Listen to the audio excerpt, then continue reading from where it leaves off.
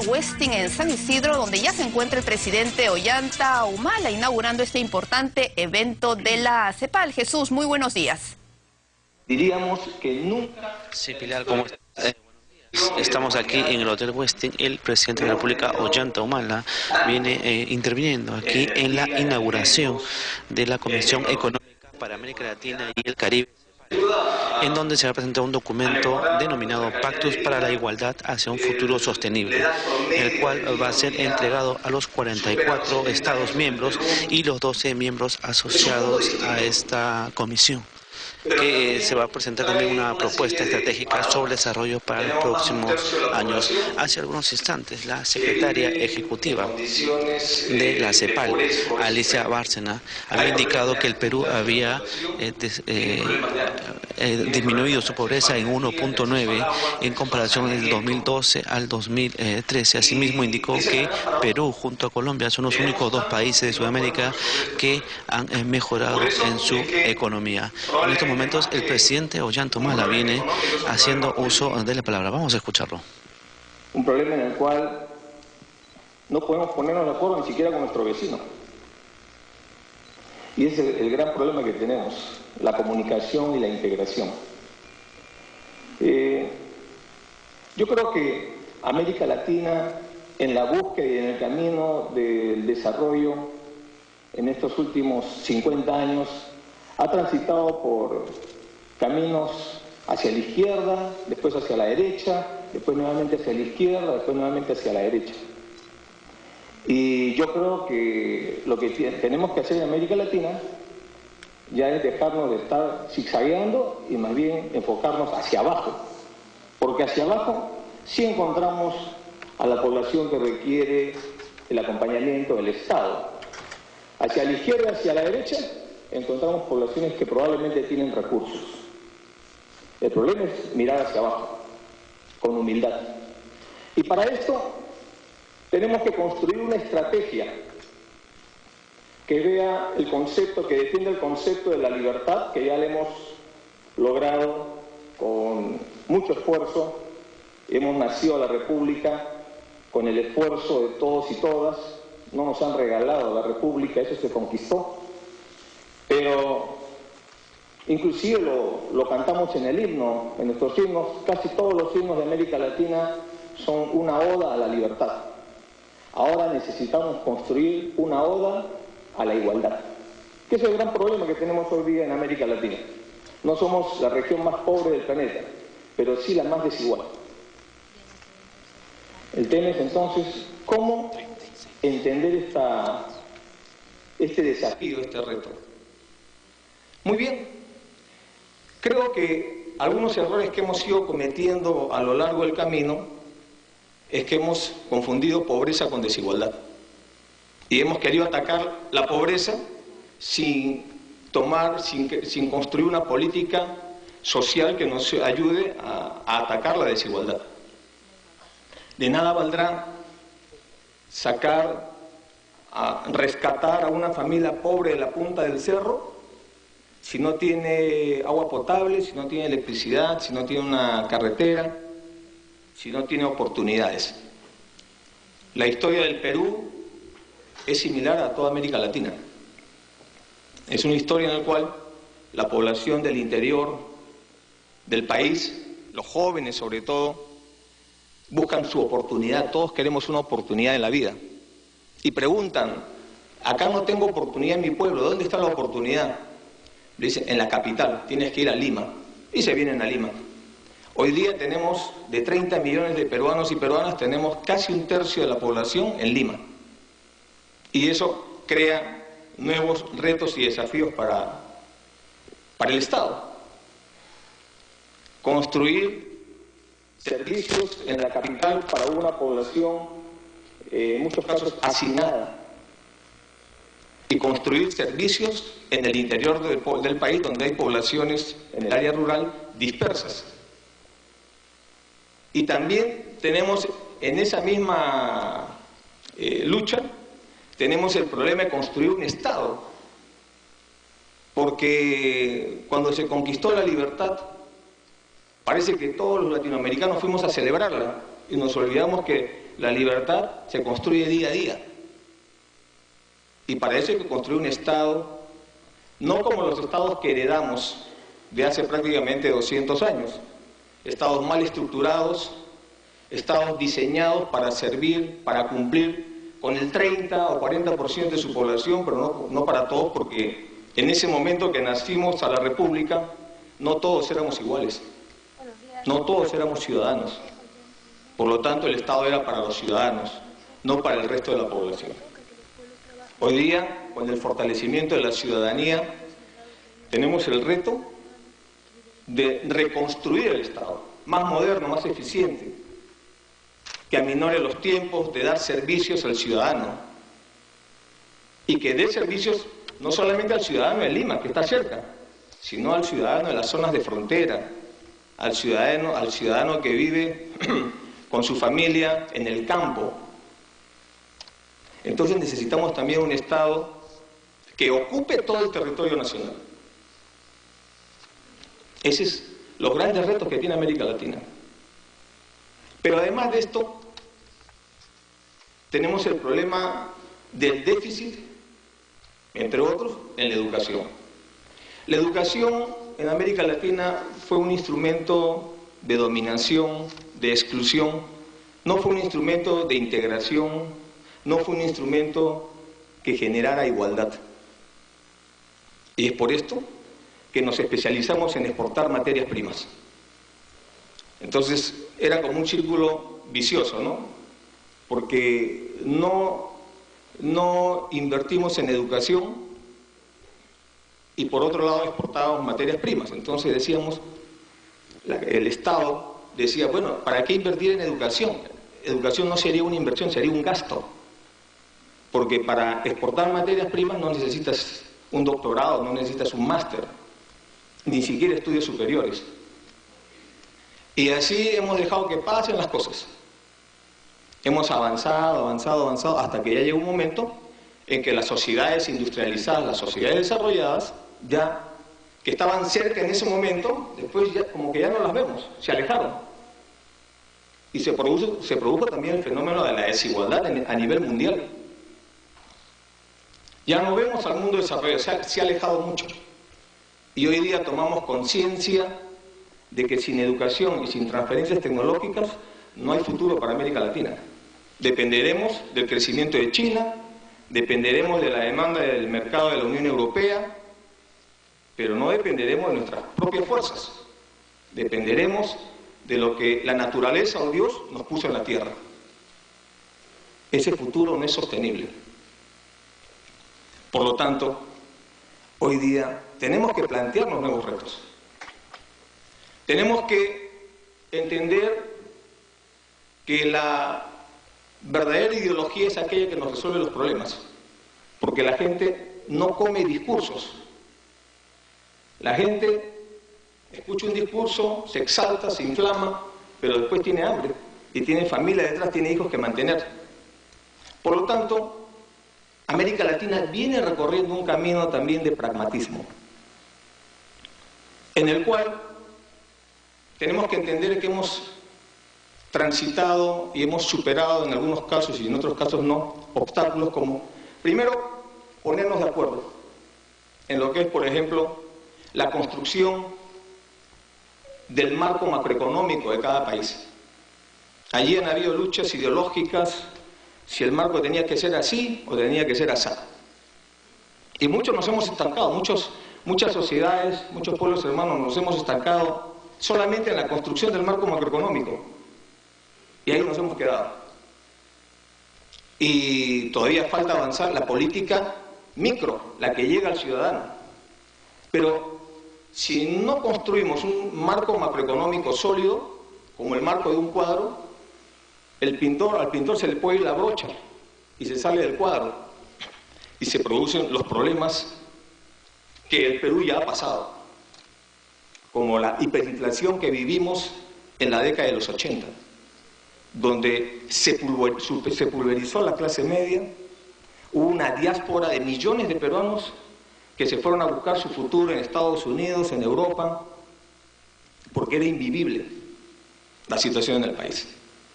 Nosotros ya aprendimos eso. Hemos construido un marco macroeconómico que es sólido y que nos permite hoy día trabajar en ese cuadro el nuevo rostro del Perú, ya con pincel más fino.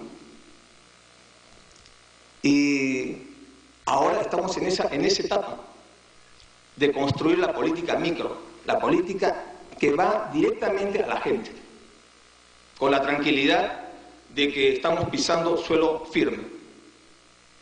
Por eso es que no es solamente el tema de la construcción del marco macroeconómico, esa es una etapa. De ahí tenemos que seguir avanzando. Yo no sé si tienes un vasito con agua. Tenemos que seguir avanzando. Ahí, acá está mi vaso.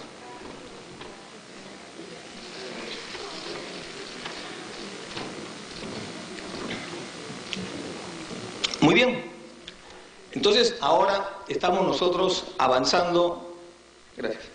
Ahora estamos nosotros avanzando en lo que es la construcción de una... No, déjame acá nomás, no te preocupes. Estamos avanzando en lo que es la construcción de una política más específica. Y cuando llegué a gobierno, lo que teníamos nosotros era programas sociales, pero no había una política social. Eran programas sociales, en muchos casos, que no guardaban una coordinación, una visión integral. En una zona del país aplicábamos un programa determinado, en otra zona del país aplicábamos otro programa determinado. Y por otro lado, no teníamos todavía los instrumentos para combatir la desigualdad. Por eso es que decidimos construir una política social y construir un ministerio del desarrollo y la inclusión social. Y construir y diseñar una estrategia que es incluir para crecer. Porque la política tradicional era el crecimiento económico a través del famoso chorreo, resolverá los problemas de la pobreza. Lo malo es que América Latina y el Perú ha estado esperando, Miguel, me parece décadas, ¿no?, para que caiga el chorreo del MEF, ¿no? Y no caía. Y la desigualdad seguía aumentando. Y ojo, cuando la desigualdad aumenta, se genera el resentimiento y de ahí a la violencia hay un paso. La pobreza lo que genera es desesperación. Como Jean Valjean en Los Miserables, que por hambre rompe un cristal y se roba un pan para sus sobrinos. Pero la desigualdad puede generar movimientos violentistas, caóticos y que buscan otro camino a través de la violencia y no de la democracia. Por eso es importante la construcción de una política social, de integrar a todos los ministerios con una visión territorial del país, no sectorial, y construir una estrategia. Repito, la estrategia tradicional era crecer para incluir, pero eso no ha funcionado. No ha bastado el crecimiento económico para reducir las brechas de desigualdad, y cuando uno reduce las brechas de desigualdad, esa inyección que le ponemos a los ciudadanos para luchar contra la pobreza tiene mayor efecto, porque emparejamos la cancha. Entonces, el esfuerzo en la lucha contra la pobreza se ve fortalecido. Nosotros hemos diseñado una estrategia que es incluir para crecer, que quiere decir incluir más gente al mercado para que puedan también contribuir a la economía. Porque si no, son solamente un segmento de la sociedad la que lleva el esfuerzo y tributa y contribuye a la producción nacional. Esta estrategia de incluir para crecer nos ha dado resultados, pero también es un esfuerzo. Hemos aumentado en más de un 50% la inversión social, mal llamada gasto. Hemos pasado de 40.000 millones a 60.000 millones en los 2 años y medio de gobierno para lo que es inversión social. Hemos creado programas que antes no habían y que era lo que faltaba. Le damos a la política social y a sus programas, le damos varias dimensiones. Primero, la creación de programas sociales de segunda generación, que no son solamente asistencialistas, sino que son productivos. Y en segundo lugar, visualizamos cómo acompañamos al hombre y la familia, a la mujer y a los hijos en todo el ciclo biológico, con determinados programas que van acompañando a las familias vulnerables. Además de esto, hemos hecho una fuerte inversión en infraestructura, una inversión sin precedentes. Cambiamos desde el primer año de gobierno el presupuesto. Como entramos en julio, yo heredaba un presupuesto y decidimos darle un cambio, dándole más incidencia al área social. Y espérense ahora que en el nuevo presupuesto le estamos dando más fuerza al tema de educación, al tema de salud, al tema de seguridad y al MIDIS, al nuevo ministerio que tenemos. Porque así como se avanza, se puede retroceder. El camino al desarrollo es un esfuerzo permanente, constante. Uno no puede cantar victoria por el avance que se va haciendo, más bien eso nos lleva a ponernos nuevas metas, a esforzarnos más. Es por esto que hoy día nosotros miramos el futuro con optimismo. Hemos construido esta política social. Somos conscientes hoy día que no basta la libertad para el progreso de los pueblos. Necesitamos reducir la brecha de la desigualdad. Somos conscientes que este logro no se hace solamente con crecimiento económico. Cuando las cifras de pobreza son altas, el crecimiento económico reduce. Pero cuando ya llegamos a niveles más pequeños, la política social es la que tiene que actuar ahí. Más aún cuando los vientos que nos ha tocado a mi gobierno y a los que hoy día estamos gobernando en América Latina son vientos en contra. No tuvimos la suerte de tener el viento en popa, sino en proa. Y así seguimos manteniendo el timón firme, seguimos construyendo más infraestructura. Estamos invirtiendo en mejorar las condiciones de vida de la gente.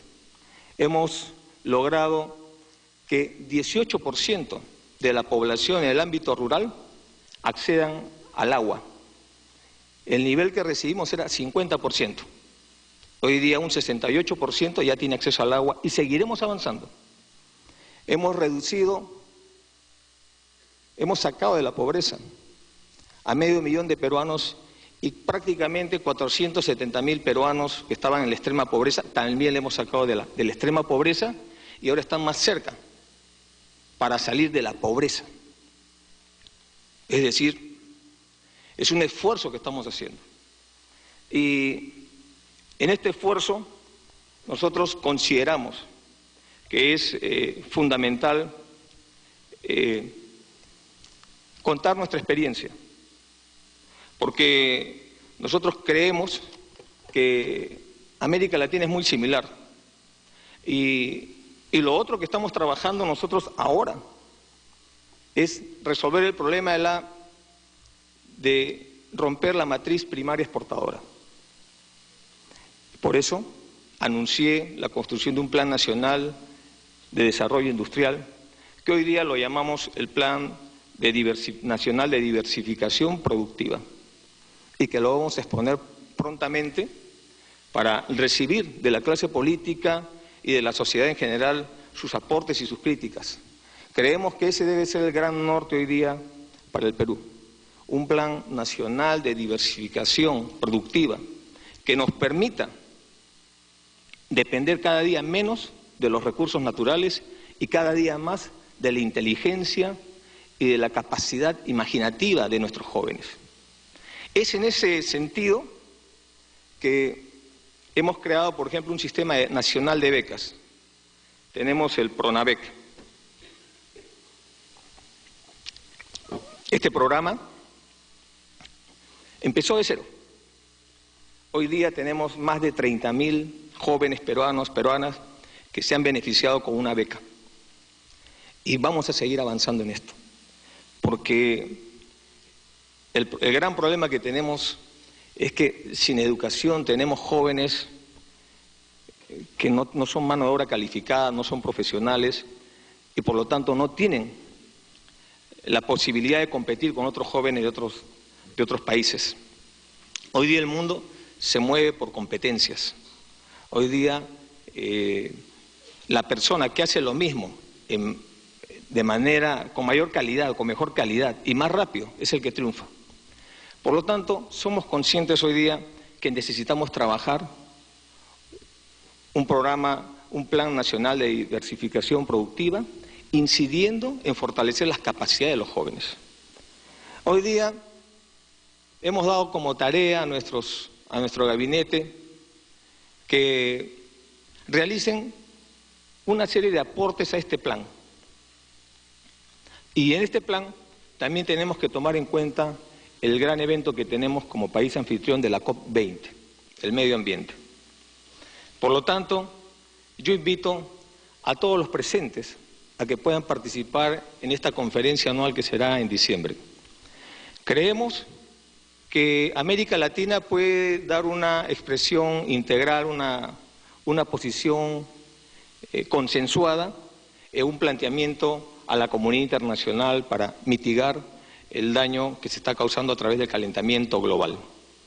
Es por esto que todavía hay mucho que hacer.